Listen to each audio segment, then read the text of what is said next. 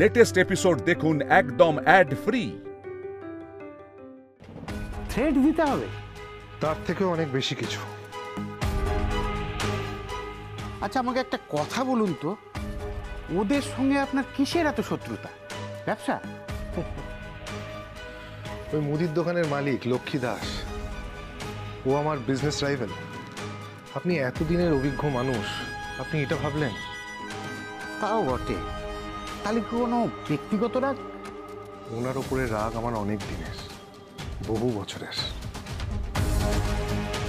উনি আমার বাবাকে জেলে পাঠিয়েছে। ওনার জন্য আমার বোন আজ থেকেও নেই। লোক দেখানো সম্পর্ক হয়ে গেছে আমাদের। এই লক্ষ্মী দাসের জন্য আমার গোটা জীবনটা জাস্ট ওলট পালট হয়ে গেছে। আমার ব্যবসাটা ডুবে যাচ্ছে। অন্যের ব্যবসা কেমন চলছে না চলছে সেটাকে আমরা শেষ করে দেবো, এটা ভাবতে ভাবতে আমরা কোথাও না কোথাও নিজের ব্যবসাকে নেগলেক্ট করেছি এবং আমার ব্যবসা আজ ডুবতে বসেছে। ওই মহিলার অনেক হিসেব মেটাতে হবে। আপনি তো ওনার আগেনস্টে দাঁড়াচ্ছেন, তাই আপনার মাধ্যমে যদি হিসেবগুলো মেটানো যায় তাহলে কেমন হয়, কি বলেন? সবই ওপরওয়ালার ইচ্ছে, জয়গুরু। হ্যাঁ, তা তো বুঝলাম, তার জন্য তো টাকা লাগবে, তাই না? ওই লক্ষ্মী দাসের কিন্তু অনেক ফলোয়ার্স, ওই পাড়ায় ওনাকে অনেকে সম্মান করে, তাই বুঝতেই পারছেন আপনাকে কি করতে হবে। এই লাইনে আমি বহুদিন জানি, 35 বছর আপনি 35 বছর এই লাইনে আছেন, কিন্তু ওনার সাকসেস আপনার চেয়ে অনেক বেশি, তাই ওনার জন্য সঠিক প্ল্যানিং করতে হবে। আর সেই জন্যই আপনাকে এতগুলো টাকা দেওয়া। এইগুলো কিন্তু সব অ্যাডভান্স, কাজ হয়ে গেলে এর ডাবল পাবেন। বুঝতেই পারছেন কি করতে হবে আপনাকে? সেটাই তো আমি বুঝতে পারছি না, আপনি কি চাইছেন বলুন তো? প্রথমত লক্ষ্মী দাসের পতন।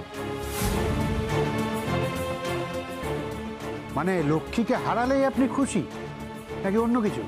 লক্ষ্মী দাসের ছোট ছেলের বউ হংসিনী, ও আমার বোন। ওকে আমি ফেরত পেতে চাই, কিন্তু কিন্তু জীবিত নয়, মৃত।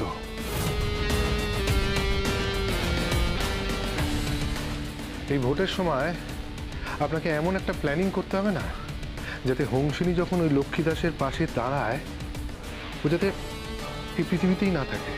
ওই প্ল্যানিংয়ে ওকে মেরে ফেলতে হবে, জাস্ট শেষ করে দিতে হবে আমার বোনকে।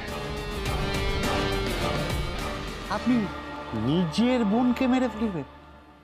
নিজের বোনকে? আপনি তো সাংঘাতিক বজ্জাত মশাই, আমার থেকেও বেশি। এখন যা সিচুয়েশন, এছাড়া আমার কাছে কোনো উপায় নেই। আমার ব্যবসার অবস্থা খুব খারাপ, তার জন্য আমার প্রচুর টাকা লাগবে, আর এই টাকা পাওয়ার জন্যই আমার বোনকে মরতে হবে। আচ্ছা, একটা কথা বলুন তো, আপনার বোন মরলে আপনার লাভটা কি? লাভ কি একটা? আমার বোন গরিব বাড়ির বউ এখন, আসলে কিন্তু ও বড় লোকের মেয়ে। তাই বুঝতেই পাচ্ছেন, বড় লোকের মেয়ে মানে অনেক সম্পত্তি। এই এত সম্পত্তির এত টাকা ওই অপদার্থ বর দুলাল আর ওই ওর শাশুড়ি লক্ষ্মী দাস, ওদের কাছে ছাড়া যায়? আপনি বলুন। তাহলে মেরে দেবেন? অন্য কিছু করেও তো। আপনি আম খান না, গাছ গুনে কি করবেন? বরং কত বেশি ভোটে জিতবেন সেটা ভাবুন। দেখুন, আমার অভিজ্ঞতা বলে লক্ষ্মী দাস আমার বোনের কোনো ক্ষতি হতে দেবে না, তাই যা করতে হবে খুব ফাস্ট করতে হবে, নিমিষের মধ্যে সমস্তটা শেষ করতে হবে। ভেবে দেখুন মশাই, আপনার বোন হয় কিন্তু। হংসিনী দাস এখন লিগালি আমার বোন, মন থেকে অনেক আগেই আমি ওকে মুছে ফেলেছি। এবার শুধু আইনি সম্পর্কটা ভাঙার পালা।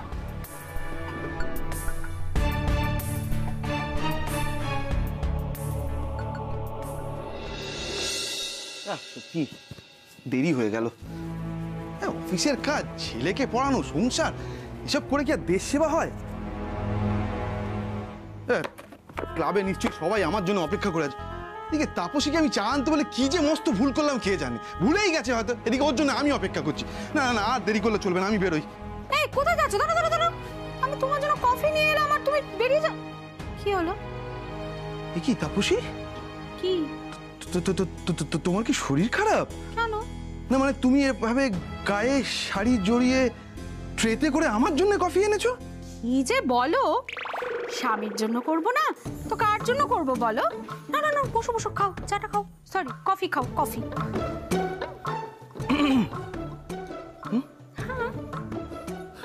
আরে কি হলো? আরে গরম ছ্যাঁকা লেগে গেল বুঝি?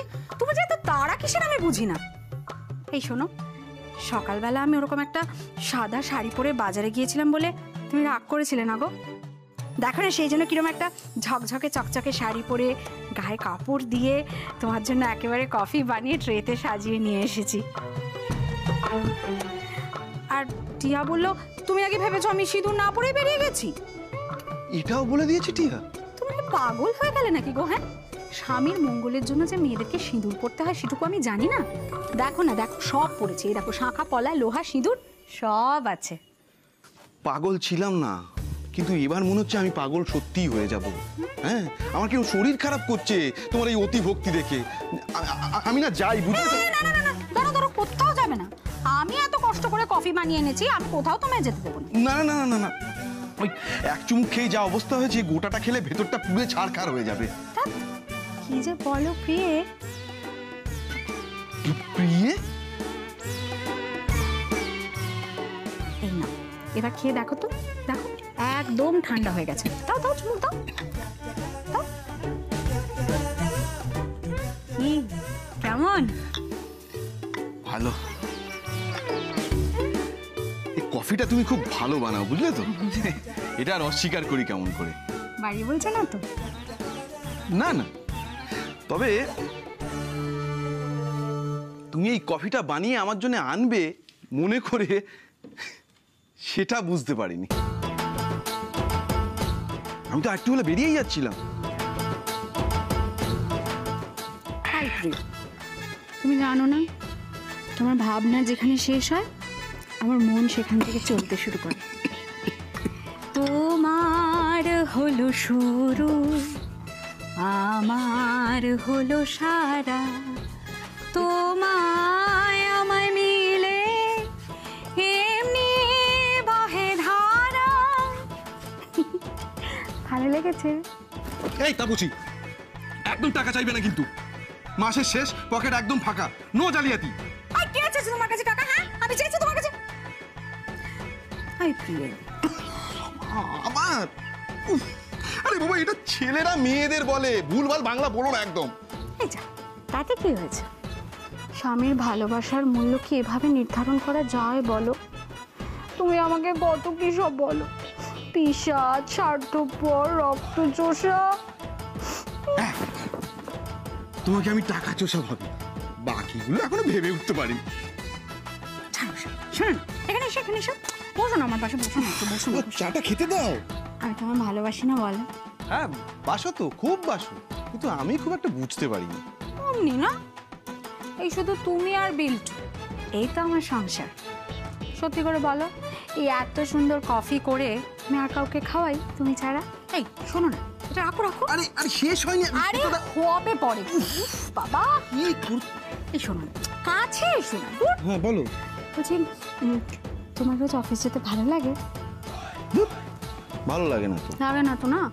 আচ্ছা ভাবো, তোমার যদি এরকম একটা কাজ হতো যে একটা এসি ঘরে বসে স্যুট বুট পরে সারাদিন মিটিং করলেই হয়ে যেত, ভালো হতো না?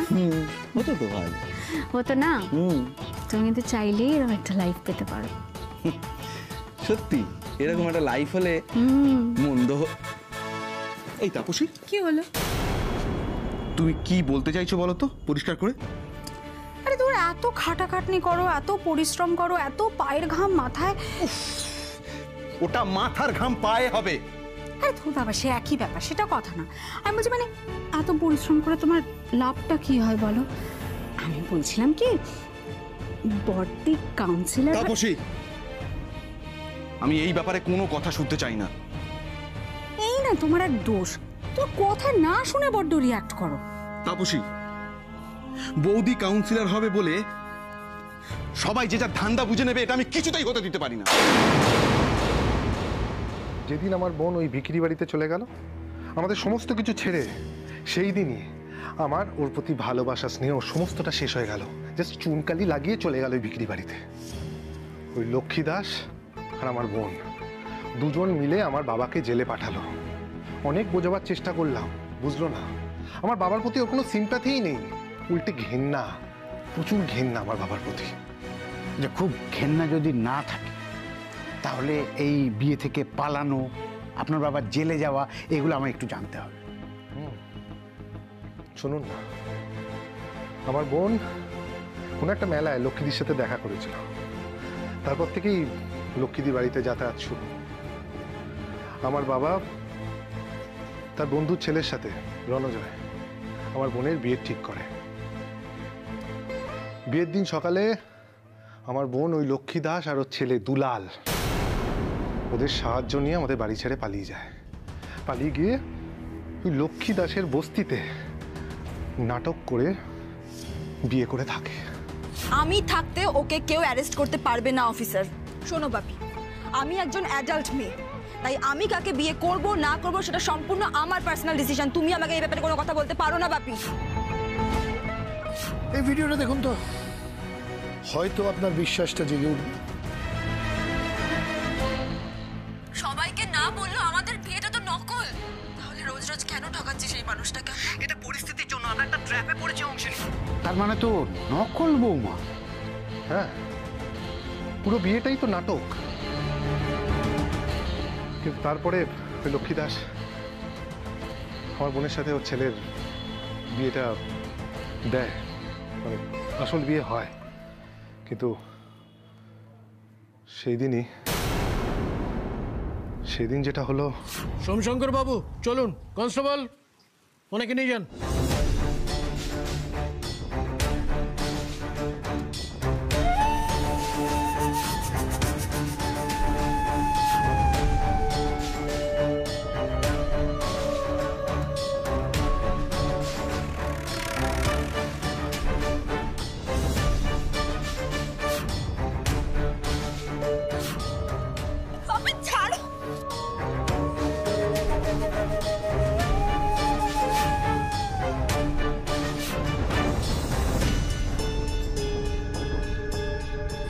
তা আপনারাও তো কম পেছনে লাগেননি, যা বুঝছি। না মানে ওই বোন আর বোনের শ্বশুর বাড়ি যখন। ও আমার বোন না, এখন যা সিচুয়েশন আমি ওকে বোন হিসেবে আর মানি না। তাই ও পৃথিবীতে আছে বা পৃথিবী থেকে চলে গেল আমার কাছে কিচ্ছু ম্যাটার করে না। ও আমাদের রায়চৌধুরী পরিবারের মুখে না কালি লাগিয়ে দিয়েছে, কলঙ্ক আমাদের পরিবারের। আপনাকে এমনভাবে কাজটা করতে হবে, মানে লক্ষ্মীদিকে নিয়ে যখন সবাই মাতামাতি করছে ঠিক সেই সময় চিনিকে সরিয়ে দিতে হবে, দূরে, অনেক দূরে। আপনি ভেবে বলছেন তো? হ্যাঁ, ভেবে চিন্তেই বলছি। আর কাজটা আপনাকেই করতে হবে, নাহলে কিন্তু আপনার। কি ভাবছেন, ভয় পেলেন নাকি? আরে ভয় পাবেন না, এটা তো অ্যাক্সিডেন্ট। ওইভাবেই প্ল্যানিংটা করতে হবে আপনাকে। এমনভাবে সাজাবেন লোকে ভাববে এটা নিখুঁত দুর্ঘটনা। আরে তার জন্য তো আপনাকে এতগুলো টাকা দিচ্ছি, কাজটা হয়ে গেলে ডাবল দেব। শুধু রাজি হয়ে যান, বলুন রাজি তো?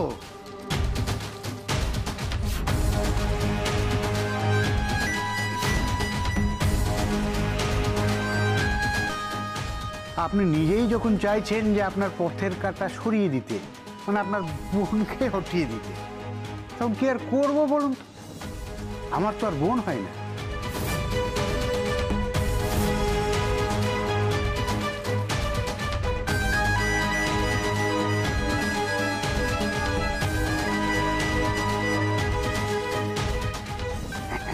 আপনার পায়ের ধুলো সংরক্ষণ করে রাখতে হবে মশাই। কইরে সব কোথায় গেলি? ভেতরে আয়। দাদা বলো। দাদা এই শোন, একটা সালটানোর কেস আছে, ভোটের আগে করতে হবে, পারবি তো? ভোটের আগেই? ক্লায়েন্ট যখন চাইছে। তো চাইছে যখন হয়ে যাবে। হয়ে যাবে, হয়ে যাবে, হয়ে যাবে। জয় গুরু। আয় আয় আয়, বুঝিয়ে দি, বুঝিয়ে দি, বুঝিয়ে দি। চলো চলো চলো।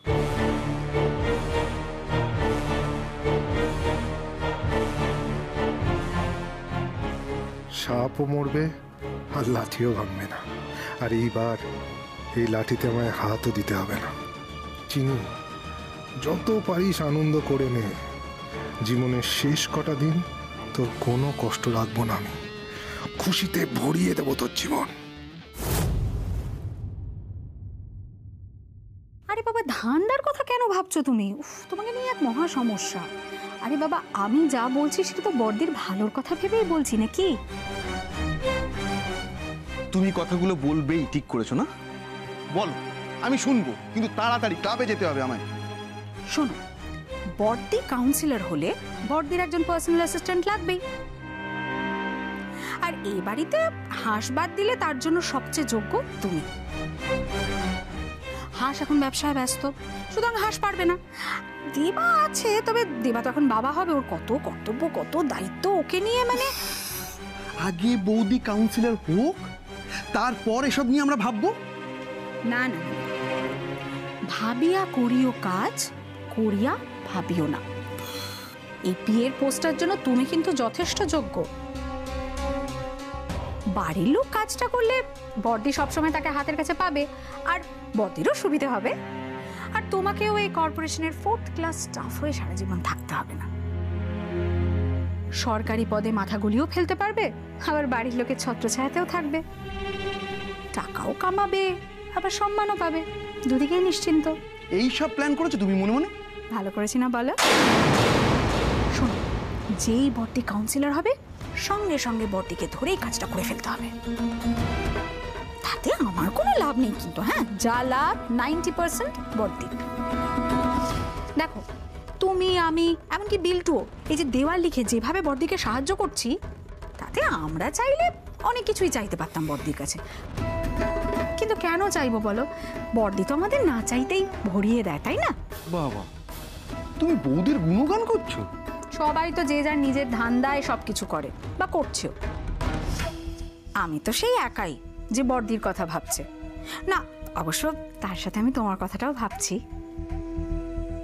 তবে সেটাও কিন্তু বড়দির সুবিধার কথা ভেবেই আমার মাথায় এসেছিল, জানো তো। এই কিছু বলো না গো। কি বলবো বলো তো, কি বলবো আর? আরে বাবা, তুমি বলবে তো বড়দিকে? আমার তো রেপুটেশনটাই খারাপ হয়ে গেছে। আমি কিছু বললে বিচার বিবেচনা করার আগেই ভাববে আমি স্বার্থের কথা বলছি। সেটা তো নয় বলো, তুমি তো বুঝতে পারছো না। বড়দি একদিকে এলাকা, একদিকে দোকান, কিভাবে একা হাতে সামলাবে বলো তো? একটাতে হাঁস সাহায্য করবে আর আরেকটাতে তুমি। ভালো হবে না বলো? আচ্ছা তাপসী, দিন দিন কি হচ্ছে বলো তো? হ্যাঁ, হচ্ছে গো, তুমি আর স্বার্থ কয়েনের এপিটোপিট হয়ে যাচ্ছ। আমার বাজে কথা? আমি বাজে কথা বলছি? আর তুমি এতক্ষণ ধরে যে কথাগুলো আমাকে বললে সেগুলো কি? আমাকে পটানোর জন্য যে কফিটা এনেছো সেটা ওই বৌদির দোকানে, আর তুমি তার সঙ্গে রাজনীতি করছো। আরে বলতে পারলে প্রিয়। শোনো তাপসী, বৌদি যেমন কোনো স্বার্থের জন্য রাজনীতি করবে না, আমিও ঠিক তাই। রাজনীতিতে স্বার্থ ঢুকে গেলেই আর স্বচ্ছতা থাকে না। দয়া করে আমাদের এই ভালো ভাবনাগুলোর মধ্যে তোমার ওই বিচ্ছিরি আর জঘন্য আইডিয়াগুলো ঢুকিও না। যদি বৌদির সাথে থাকতে চাও তাহলে সহজভাবে আমাদের মতো করে থাকো, নয়তো থেকো না। আর শোনো, যা আছে সেটা নিয়ে খুশি থাকতে শেখো। আমার কাছে যা আছে, যেটুকু আছে, একটা চাকরি আছে, সেটুকু আর কারোর কাছে নেই। অত চাহিদা থাকলে না দুঃখ বাড়ে।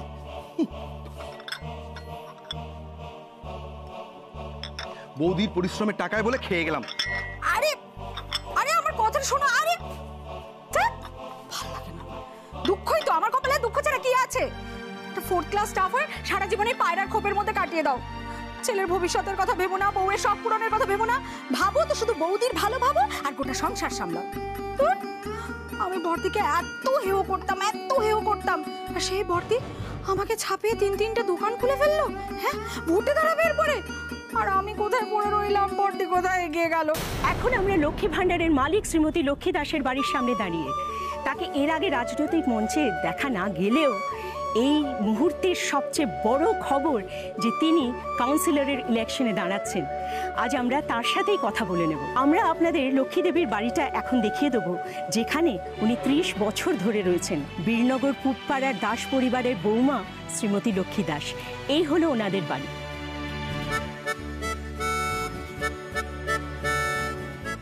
কি দেখছিস এখানে? ও দেখ, সাংবাদিক এসছে। মা তো এখন বাড়িতে নেই, এখন ওনারা এলেন, হাজারটা প্রশ্ন করবে, তুই কি উত্তর দিবি? মা জানতো ওনারা আসবেন? আমিও তো কিছু জানতাম না, কিছুই তো বলেনি মা।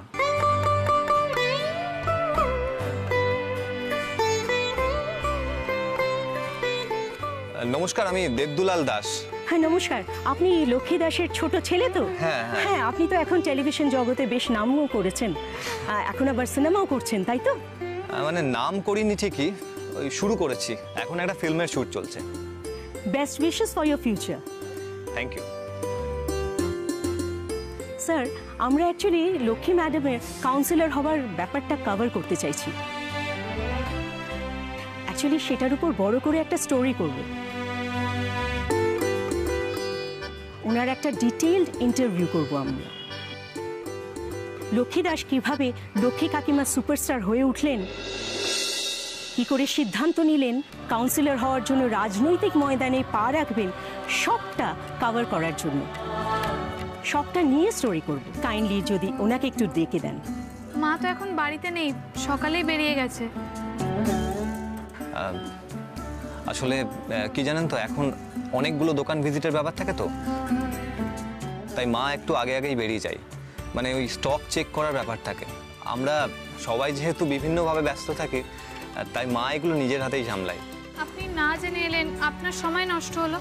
এই না না না, উনি না জেনে আসেন, আমি ওনাকে ফোন করেছিলাম, ওই জন্য এসেছেন। আপনার বাড়িটা কভার করা হয়ে গেছে তো? হ্যাঁ ম্যাডাম, এখন আপনাদের সাথে আলাপ করা, বাড়ির ভেতরটা দেখা আর ওনার একটা ডিরেক্ট ইন্টারভিউ, এটুকুই বাকি।